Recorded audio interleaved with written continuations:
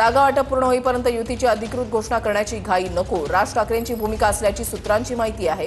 ठाकरेंची सेना आणि मनसेमध्ये जागा वाटपाचा पेच अजूनही कायम आहे। जागा वाटप पूर्ण होईपर्यंत युतीची अधिकृत घोषणा करण्याची घाई नको, राज ठाकरेंची नेमकी भूमिका काय आहे ते आपण पाहताय। राज ठाकरेंची भूमिका असल्याची सूत्रांची माहिती आहे। ठाकरेंची सेना आणि मनसेमध्ये जागा वाटपाचा पेच अजूनही कायम असल्याची सूत्रांची माहिती आहे। माहीम, शिवडी, विक्रोळी, भांडूप, जोगेश्वरी, दिंडोशीमधील जागा वाटपाचा पेच कायम असल्याची सूत्रांची माहिती आहे। 10 ते 15 जागांचा पेच अजूनही कायम आहे। मातोश्री, शिवतीर्थवर दोन्ही नेत्यांच्या बैठका पार पडल्या तरीही पेच काही सुटेना। दोन्ही पक्षाच्या नेत्यांची आज रात्री पुन्हा बैठक होण्याची शक्यता आहे।